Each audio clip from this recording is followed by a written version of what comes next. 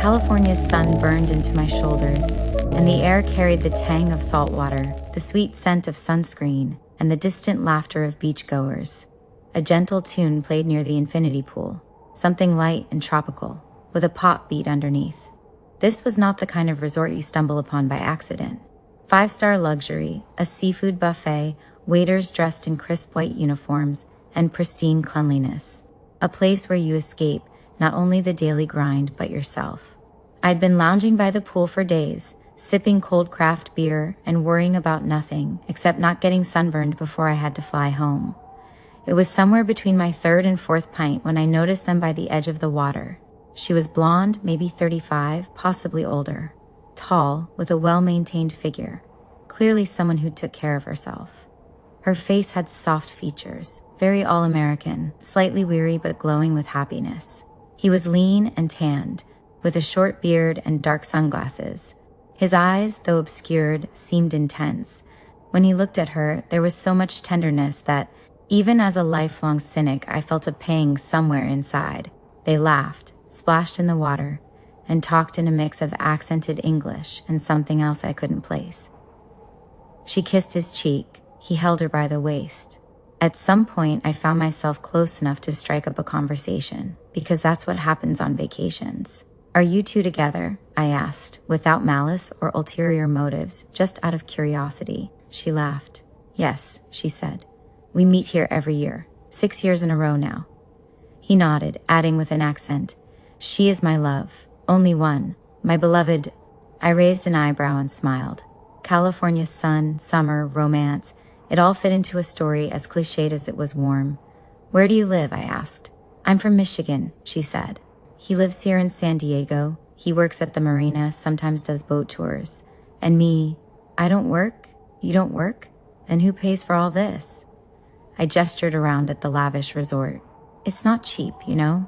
She looked at me calmly, almost defiantly. "My husband, your husband?" I nearly choked on my beer. "So you're married?" "Yes," she said without hesitation. "I have a son. He's 11. My husband is a good man, hardworking, supportive. We've been together a long time. But," she glanced at the man next to her, "I love him. My Turk." He smiled at her but didn't follow every word. She leaned in and kissed him briefly. I was stunned. A husband, a son, and annual trips to another man across the country? Not for a day or two, but for a whole week, every year for 6 years straight? "Does he know?" I asked finally. "My husband?" She smirked. "No, of course not. He thinks I'm on a girl's trip. Says I deserve it." The Turk watched her with such adoration that it felt as if the world around him disappeared whenever she was near. He couldn't catch all of our conversation, but he understood enough from her tone. He took her hand and pressed it against his chest. She kissed him on the lips. I stepped away, not out of morality, but because the air felt tight, claustrophobic. Not from judgment, but from the sheer weight of it all. Somewhere in Michigan, there's a man who has no idea his wife flies off to San Diego each year to be with someone else. He might be at home making breakfast for their son, completely oblivious that his wife is wrapped in another man's arms by a pool on the Pacific coast. And there I was, sitting by the pool, listening to someone say "I love you" with a thick accent, and realizing the world isn't black and white. It's painted in shades of loyalty, lust, lies, self-deception, and the aching desire to feel alive. Because in her eyes, there was no cruelty, no malice, only longing for something she didn't have at home. I went back to my chair, poured myself another beer, and stretched out under the sun. But one thought wouldn't leave my mind. If your wife, Susan, takes annual girls' trips to San Diego, buddy, you're a fool.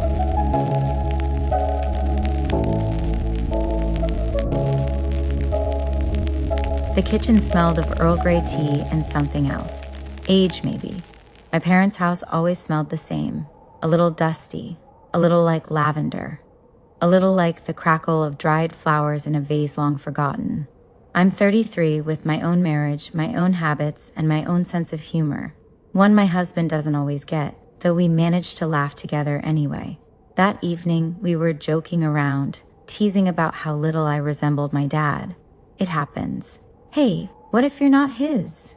my husband joked, tossing a grape at me. "Sure, Let's do a DNA test, I shot back, laughing. So I did, as a joke. No expectations, no anxiety, just a haha moment. I sent in the saliva sample, paid the fee, and forgot about it. A couple of weeks later, an email popped into my inbox. I opened it casually, coffee in hand, expecting nothing more than a coupon for sneakers. Instead, I got a gut punch. Negative. I wasn't my dad's daughter. I sat there, stunned, then reread it. And again. The laughter from that earlier conversation was now miles away. My husband leaned over my shoulder, reading the email. Wait, what? He managed slowly. I didn't respond. And then, like in some bad drama, there was a car ride. Long, silent, with my empty gaze fixed out the window and my heart pounding stupidly in my chest. I'm 33, but in that moment, I felt like a child again. The kind who still believed family was an unshakable truth. Mom had always been the moral compass in our lives. No lies, no drinking, no cheating, no yelling. Be better than this world, she'd say. Her closet was full of scarves for Sunday service. Her wallet held a picture of St. Nicholas. Every Easter meant church and candles. Every conversation carried a trace of righteousness. I walked into her house without knocking. She was in the kitchen ironing a tablecloth, just like always. Mom, I need to ask you something. She looked up and smiled. What is it, honey? Who's my father? Silence. The kind that feels like a wrecking ball swinging into a house. Her face twisted like fabric wrung out to dry. Then she slumped into a chair, deflated. You know? I nodded. She exhaled sharply. No denial, no shouting, just eyes clouding over, like an old photograph. He didn't know, she said softly. You weren't supposed to either. And then it all came pouring out, like dirty water from a busted pipe. Words I'd never unhear. My father wasn't my father. My brother wasn't from the same man as me. There had been another, a third, who fathered a baby that didn't survive infancy. Mom had lived how she could, or how she wanted, or maybe how the circumstances allowed. It didn't matter anymore. Every man was temporary, every one a story. But my dad, the man who raised me, loved me, took me fishing, fixed my bike, and cried at my wedding. He either didn't know or chose to stay anyway. I thought it would never come out, she whispered. I was scared. I spent my life trying to make up for it. Going to church, fasting, praying, like it could cleanse it all. I looked at her and didn't know who she was. The woman I'd called Mom now felt like a stranger. What about Dad? Did he know? She shook her head. No, he didn't. I swore I'd take this secret to my grave. The house tilted. Something inside me crumbled. The foundation on which my entire life had rested was gone. Who am I now? Whose am I? What's in my blood? I stepped outside. The wind was sharp, cold. One thought hammered in my head. How do I live with this? In the car, my husband was silent. I wanted to tell him that I wasn't the person he thought I was, that everything was different now. But he just took my hand, firmly, steadily, without words. Days passed, then weeks. I haven't forgiven her yet. I'm not even sure if I want to. I don't know what to do with the woman I called Mom, who built her life on a lie. I don't know if I should tell Dad. Probably not. Sometimes the truth is poison, but I do know one thing. I'm not the product of her sins. I'm me. I grew up, I loved, I learned, I failed, I fought, and I stood back up. I'm a person, messy, vulnerable, strong. And whatever flows in my veins doesn't change how I've lived my life. You can live with a broken foundation. You just have to learn to walk carefully, or build a new one that's entirely your own.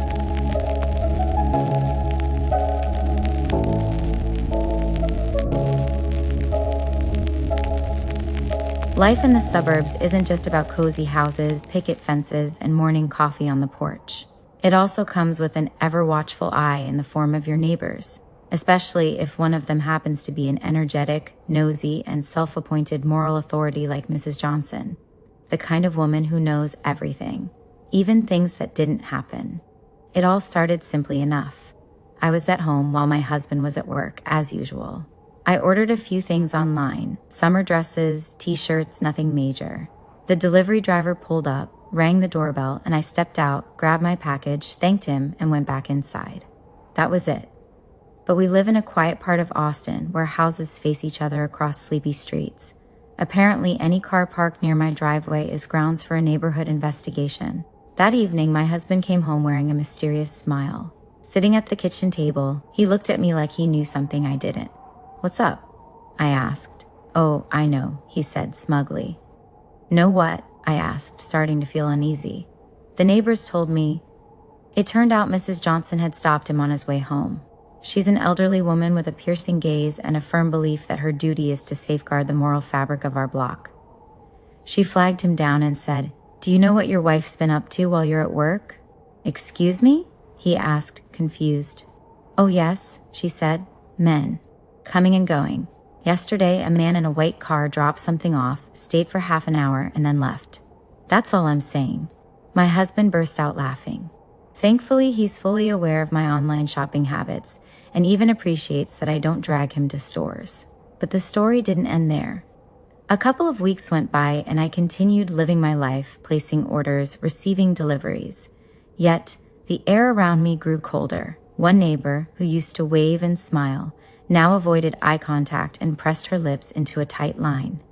Another walked past me like I had Scarlet Woman emblazoned across my forehead. The real climax came yesterday. I stepped outside. Autumn was settling in and it was time to cover the flower beds. As I bent over the garden, I heard that familiar voice. "Good morning," said Mrs. Johnson. I straightened up. "Good morning," I replied. "Getting your flowers ready for the cold? Smart girl?" I nodded. "You know, you seem to have a lot of visitors lately," she said, her tone laced with implication. I switched to my clueless and cheerful mode. "Oh, no visitors here," I said.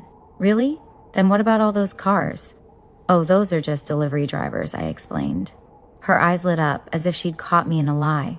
"Does your husband know about these delivery drivers?" With the straightest face I could manage, I said, "Of course he does. He's the one who gives me the money." She nearly choked on her indignation. "Well, I never," she gasped, "and why would I waste time driving to the mall when people can just bring things to me?" I added, "Convenient, isn't it?" She huffed, her voice rising. "And you enjoy it, I'm sure." "Very much," I said seriously. "Yesterday, they brought me a pair of shoes. Fit perfectly." "You shameless hussy," she exclaimed, throwing her hands in the air. "I'll tell your husband. I'll report this to the HOA." I almost told her that my husband is the HOA president, but held back. This morning, my mom called, her voice careful, almost apologetic. "Honey, is there something you'd like to tell me?" "What do you mean?" I asked.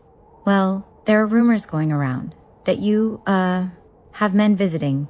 Frequently." I sighed, sat down, and thought to myself, there's no clearing my name now. Even if I walked around wearing a shirt that said, "I just love online shopping," it wouldn't help. No one bothers to ask, clarify, or talk. Gossip spreads like wildfire, quick, smoky, and impossible to contain. Fine. I'll be that woman. The one with visitors. But there's no fun in it. No secret affairs or romantic rendezvous. Just dresses, boxes, and delivery drivers. Still, you know what? Next time I'll order something huge. Let them bring it in a moving truck and unload it right in front of my house. Let's see how Mrs. Johnson handles that.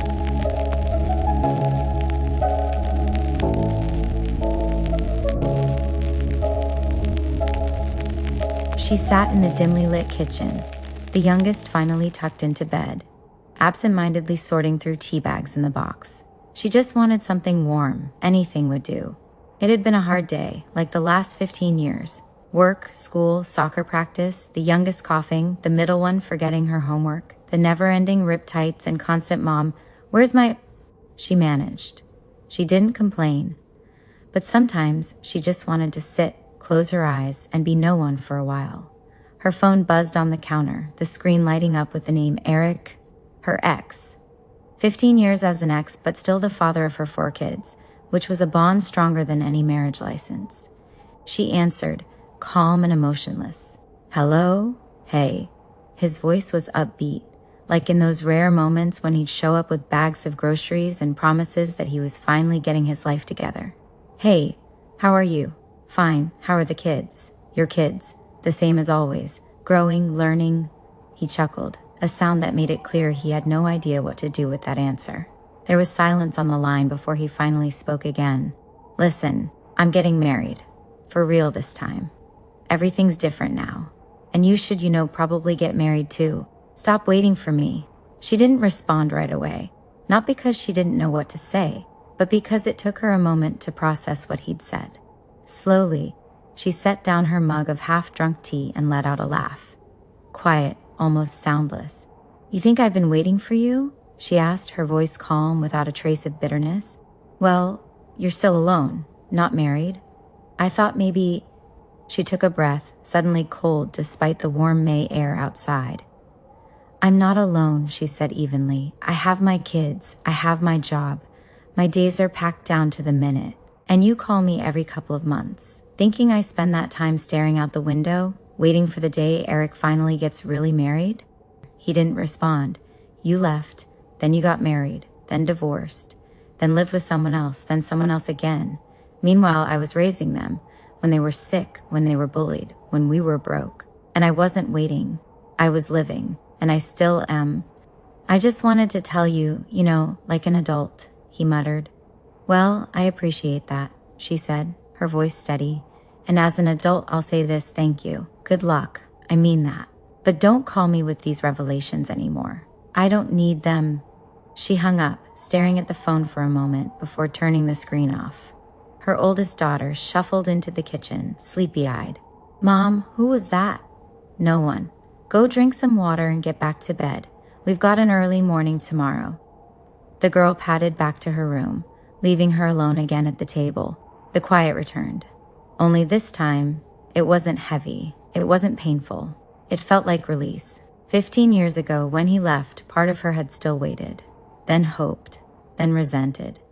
But now, finally, she let it go. Outside, a car engine roared to life. Somewhere in the distance, a dog barked. She reheated her tea, the ordinary rhythms of an ordinary evening settling around her. It was her life now, only hers.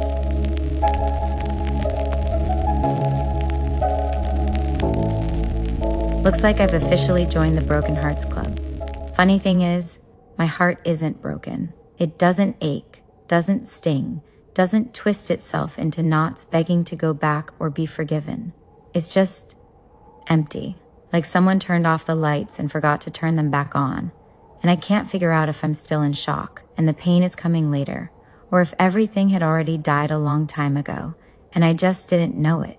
It all started at the end of January. My husband, my rock, my one true love, my everything, was going on a business trip. He sighed dramatically as he packed, saying how much he hated being sent off to who knows where again, how hard it was to leave me alone. I almost found it sweet. We'd been together for 5 years, and I thought what we had was real. Love, trust, shared routines, movie nights, breakfasts together, laughter in bed. All of it. I baked him some of his favorite muffins, blueberry, just the way he liked. Packed them neatly in a container, kissed him goodbye, waved as the taxi drove off, and headed back inside. Saturday morning. I figured I'd get a little more sleep and then take care of some small errands. I woke up closer to noon, brewed some hot cocoa, and sat by the window scrolling through my feed. And that's when it hit me. The first boom, his face, smiling, happy, relaxed, sitting in front of a fireplace. The caption read, "Finally got away for a cozy weekend with my love." The account belonged to my friend, my close friend, the one I had coffee with on weekends, the one I helped pick out makeup, the one who shared memes with me about husbands will never get it, but we do. I stared at the screen, read it again, looked closer at the photo. This wasn't a mistake. This wasn't a coincidence. That was my husband, and that was my friend. And that caption, it wasn't an accident. And the photo, definitely not spontaneous. I sat there, staring, and I couldn't understand why I wasn't hurting. I didn't cry. My hands didn't shake. I didn't call him in a fit of rage or feel crushed by betrayal. I just sat there, thinking, seriously? This is who I married? It wasn't even the cheating that got to me. It was how stupidly he handled it. Why would you let her post that picture? You knew I followed her. You knew I'd see it. Or did you not? Did you just not think? How does that even happen? He texted me every night from his business trip. "I miss you so much. It's awful here. The hotel food is terrible." Meanwhile, her stories showed dinners by a snowy forest, ice skating dates, coffee on a charming porch, romantic walks under twinkling lights. Cozy, sweet, dreamy, just not with me. I replied with one-word answers. "Okay, sure, that's it. I couldn't pretend I didn't know, but I didn't want to argue either. It felt like all my anger, all my feelings had just vanished. When he came back, he acted as if everything was normal, complained about the train ride, said how exhausted he was, kissed me on the cheek, hugged me, dropped his bag in the hallway. I looked at him and saw nothing familiar, just an empty, clumsy performance. I was making eggs in the kitchen thinking, you don't even realize I know. You can't even tell me the truth. Why are you here? Who are you even anymore? A few days later, he brought his mom over, probably hoping for backup. She's sweet, kind, always polite. We never had any issues before. The three of us sat in the kitchen.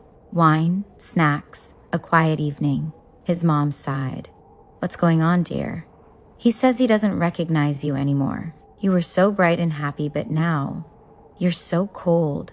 I put my fork down, looked her straight in the eyes, and said calmly, your son cheated on me with my friend.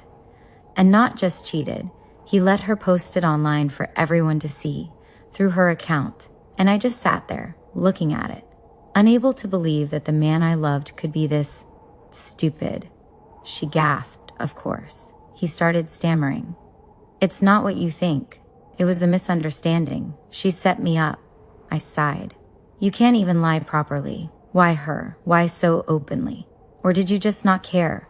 He stayed silent, and I didn't want anything anymore. No fights, no long talks, no dramatic breakup scenes.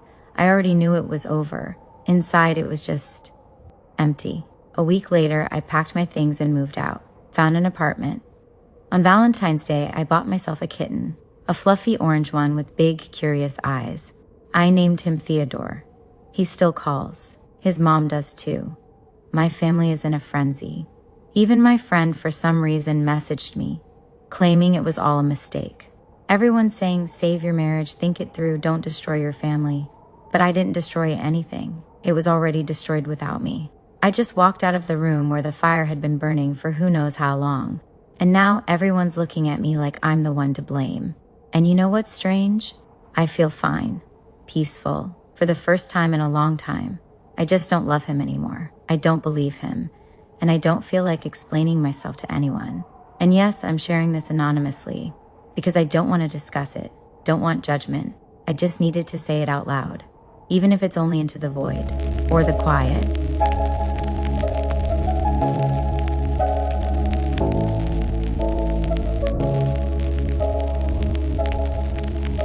Mornings always start the same.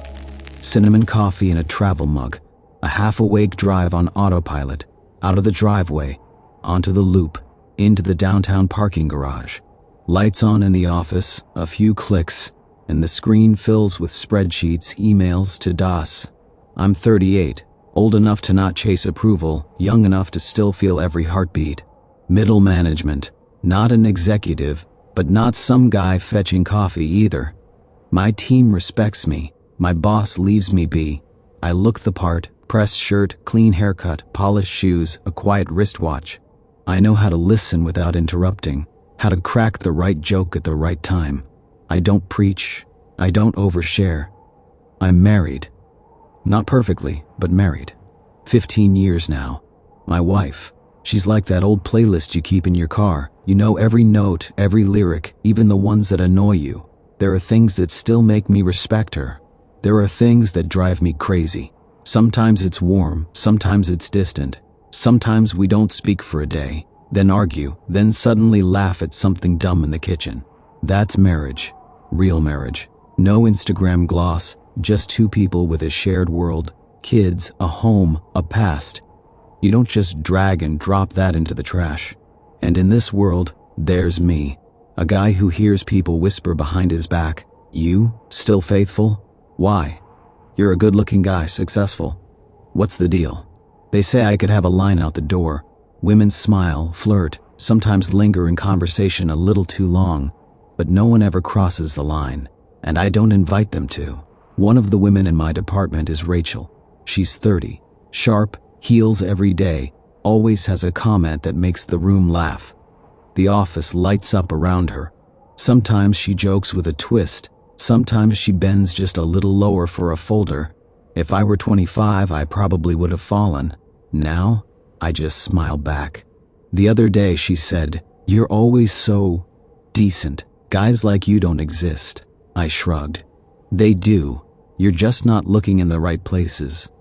My coworker Kevin has that permanent smirk. Come on, man. Every guy's got issues at home. You fix that stuff on the side. That's how it works. He doesn't know I've got issues too. Evenings where my wife and I sit across from each other and the kitchen table feels like the Atlantic Ocean, where everything about me seems to irritate her. The way I chew, the way I scroll, the way I breathe. And her?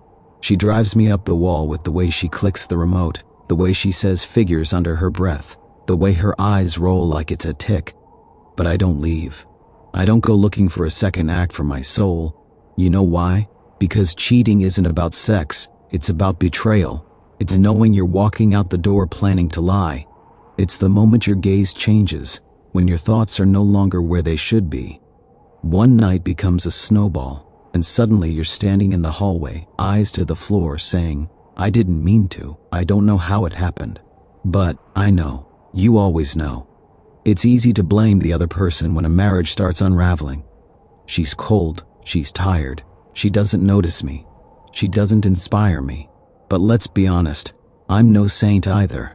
I'm not always kind, not always patient, not always the first to say sorry. I've got my flaws.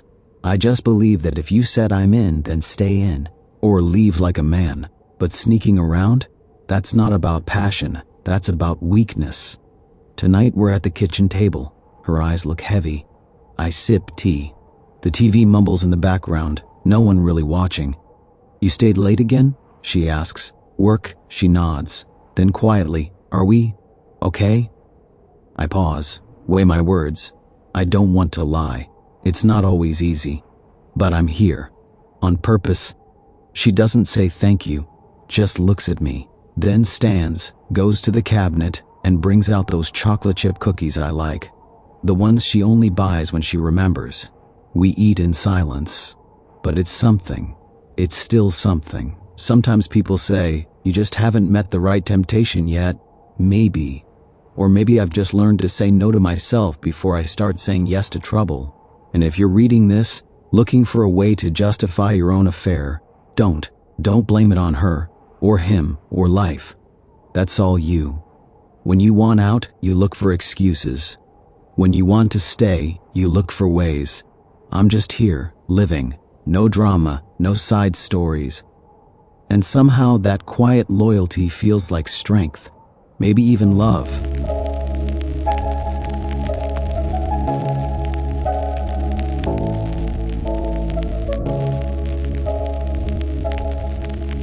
In the fall of 2017, I moved to Chicago. At the time, it felt like everything was just beginning. A new life, new possibilities. As they say, a journey of 1,000 miles starts with a single step. I had a few $100s in my pocket, a good supply of determination, and a heavy sense of weariness from small-town life behind me.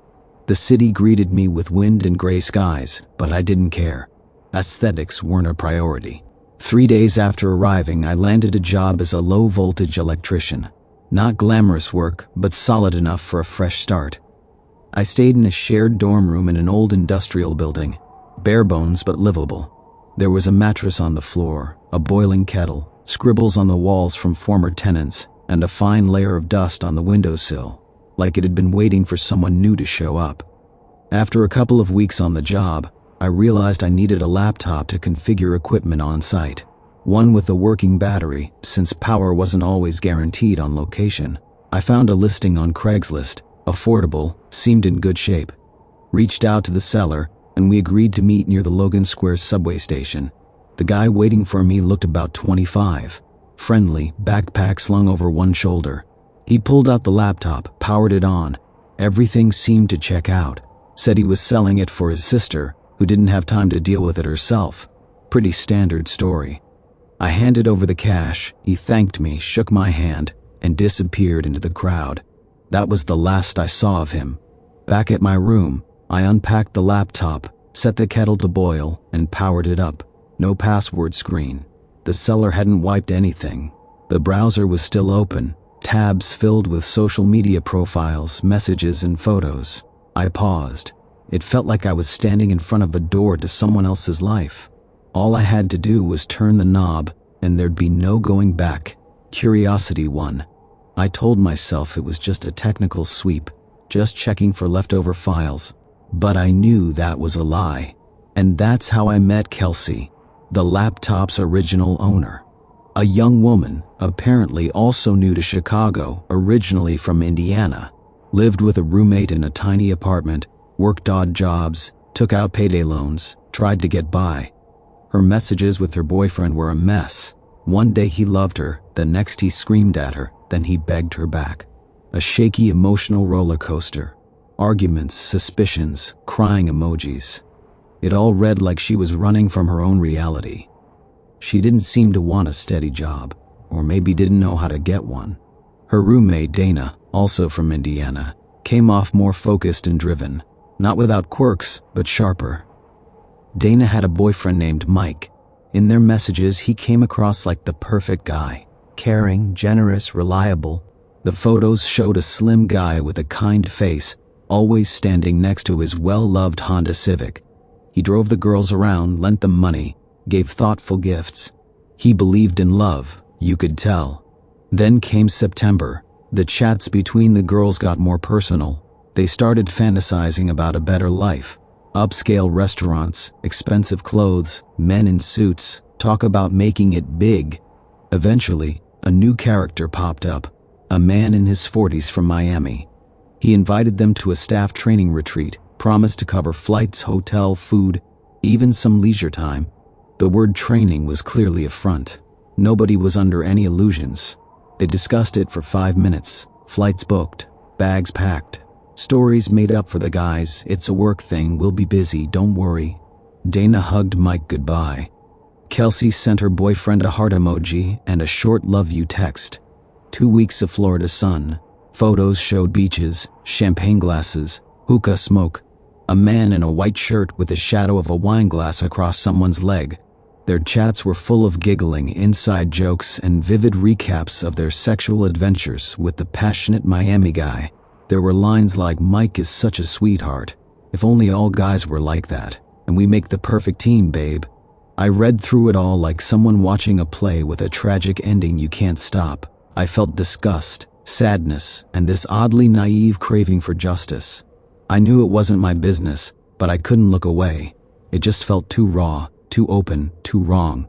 When the girls came back, they messaged each other about how great everything had gone. Kelsey texted Dana, "He's not my type, but did you see that watch?" Followed by a stream of laughing emojis. Dana replied, "It's all about the vibe. Mike will be fine. He's a good guy." That night, I couldn't sleep. The wind howled outside. I had to be up at 6 for a job site in Joliet, checking signal cables near a chemical plant. But I sat at the desk, staring at the screen. My hand moved on its own. I opened the messages, selected the key threads, screenshots, a few photos, dialogues without ambiguity, just raw, detailed truth. Stuff no one was meant to see. I logged into Kelsey's account, opened her chat with Mike, wrote one line, "Take a look," attached the files. 5 minutes later, she must have noticed the breach. The accounts were immediately shut down. Passwords changed, all sessions logged out. I closed the laptop, laid down on the mattress, pulled my jacket over me like a blanket. Morning was coming, and so was another workday. What happened after that, I don't know. I didn't want to know. I was just a bystander. A stranger handed someone else's suitcase full of secrets. But maybe, just maybe, that night someone learned a truth they were never meant to hear.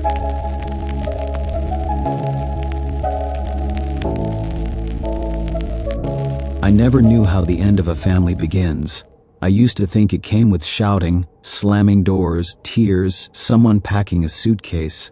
But sometimes it's just one random touch, a stranger's hand, someone else's words, a joke meant to be funny that shatters everything.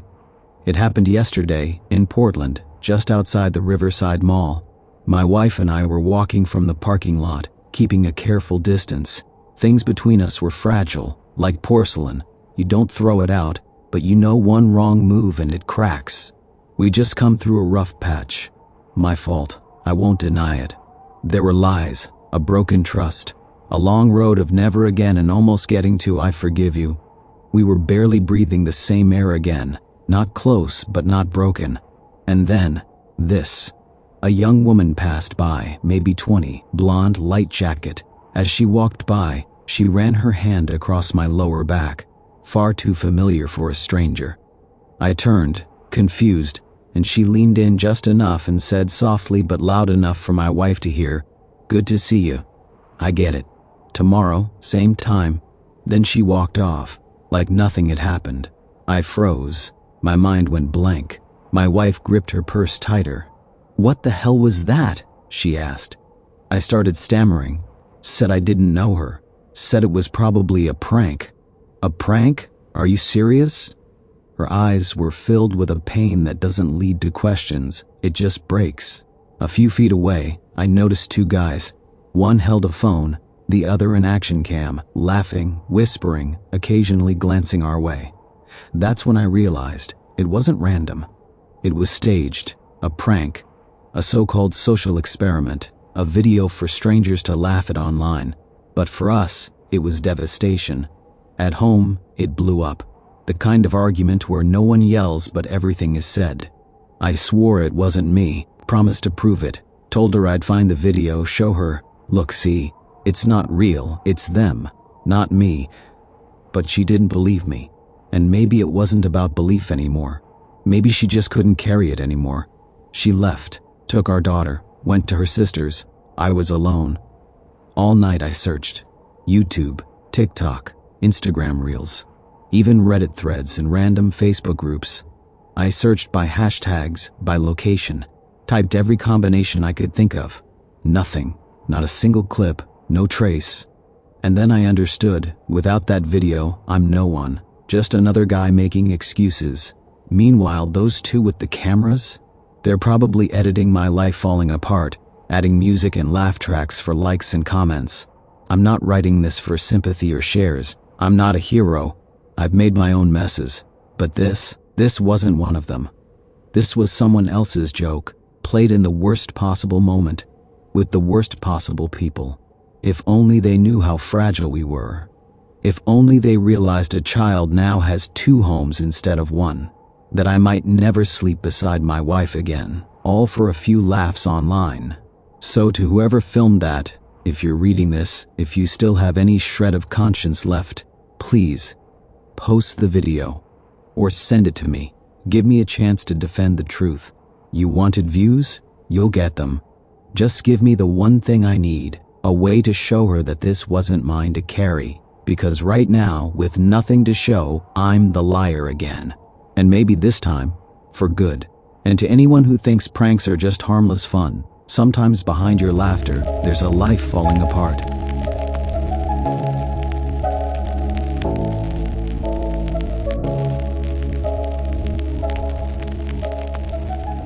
I guess it's my turn to share my story, just because keeping all of this inside has become unbearable. People will judge, throw words at me, tell me I should have minded my own business. Honestly, I don't care anymore. After everything I've been through, mentally, emotionally, and just in reality, there's not much left to lose. I had a sister, older than me. Her name was Amanda. Until recently, she was the only person in my family I could call truly close. Amanda had two little kids. Logan was barely a year old back then, and Emma was just over 2. Her husband Mike was a decent guy. Quiet, reliable, hardworking. Not some superhero, but a family man. He worked long shifts at a warehouse, tried to save up, always fixing something in their small house. Amanda, though, she always wanted more. A bigger car, nicer clothes, vacations, a brand new kitchen, normal dreams, I guess. Except her expectations never quite matched reality. It all started with her endless complaints. Mike doesn't earn enough. We're living like poor people. I'm stuck at home with the kids and no one helps. She drilled it into Mike's head so deeply that he signed up to deploy overseas as a private contractor. He wasn't military, but he could work security on bases and earn nearly triple his salary. She told him it would only be for a year, enough to buy a decent car, renovate the kitchen, set up savings for the kids, and finally live the life she wanted. I was completely against it, but no one asked me. No one in our family ever really listened to me anyway, so he left. Promised he'd be back soon. Promised it was temporary. At first, everything was fine. Amanda held up okay. My parents pitched in with groceries and watched the kids every now and then, but soon they got tired of it. We're too old for this, they said. It's your life, your kids. We raised ours. So they backed off, and Amanda was left alone with 2 babies. One still in diapers, the other just starting preschool. I stepped up. Nights after work, weekends, whatever I could do. I had my own life too. A full-time job, my boyfriend, my own bills, but she was my sister. Back then, anyway. Then Amanda started changing. Her calls turned darker. I wonder how much life insurance pays if he doesn't come back, she asked me once, her voice completely flat. Maybe it would be easier with the kids that way. At least we'd have money. I thought she was having a breakdown. Sleep deprivation, depression. But then I realized, no, she was seeing it as a transaction. Soon her loneliness turned into something else, restlessness. She started complaining about how boring her life was. My 20s are slipping away, she'd whine. I suggested, put Emma in daycare a couple days a week, get a part-time job, meet people, feel useful. She snapped, what? You want me to work at Starbucks? That's humiliating.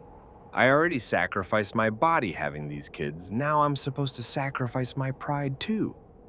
One evening I came over unannounced, like I often did.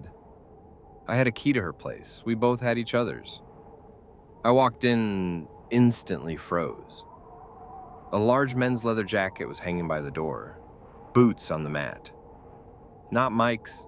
Different size, different style. Amanda came out of the kitchen, saw my face, and blurted out some nonsense about Dad stopping by. But our dad is shorter than me, and these boots look like they belong to a linebacker. The next day, she called me sobbing, told me everything. How she met a guy online, a widower with no kids, just moved to town. He understands me, she cried. He makes me feel alive. I've been so alone. I deserve this. I sat there silent, feeling my stomach twist. What about Mike? I finally asked. He's risking his life out there, for you, for the kids. She sniffled, wiped her nose, and said, and what about me? Am I supposed to just suffer here alone forever? I told her the truth, that what she was doing was betrayal. Pure and simple. That marriage wasn't just about vacations and matching Christmas pajamas. It was about loyalty, about standing by your partner when it's hard. That if I ever saw this other guy again, I'd tell Mike everything, straight to his face. She cried and swore it was over, said she understood. I wanted to believe her. 2 weeks later, it snowed so hard the whole city shut down. Roads were blocked, offices closed. I decided to surprise her, bring groceries, play with Logan and Emma, maybe bake cookies with them. I unlocked the door, walked in, and froze mid-step. Some half-naked guy was chasing Emma around the living room, wearing nothing but a towel. Logan was crawling at his feet, giggling. The man turned and stared at me. Amanda walked out of the bathroom, hair wet, wearing a silk robe. We just stood there, the four of us, in heavy silence. I felt like my lungs stopped working. That evening, I sat down and messaged Mike. It took me hours to write it all out. Every detail, every date, what I'd seen. I hesitated before hitting send, but I did it. Within minutes, he called. For the longest time, he didn't speak. I thought the call had dropped. Then I heard him crying. This man, halfway across the world, surrounded by sand and barbed wire, wept like a child into the phone. "Thank you," he whispered. "And I'm sorry." Then the line went dead. An hour later, I was blocked by both of them. Word got around eventually. Amanda told everyone I was lying, said I was on medication, unstable, that I'd always been jealous of her. My parents, well, they knew who I was. They knew I wasn't crazy, but they still said, "You could have kept quiet. Breaking up a family is the worst sin." They cut me off too. Now I have no sister, no niece or nephew, no parents who call to check in. All of that is gone. The only thing left is the memory. Me standing in that living room, holding a grocery bag, staring at a stranger in a towel, while two kids laughed, not knowing their world was about to crack in half. I don't regret it, not for a second. I chose the truth. And yeah, maybe that left me alone. But I'll take being alone with a clean conscience over living in someone else's lie any day. I just hope, if karma exists at all, Amanda gets back exactly what she planted in this world.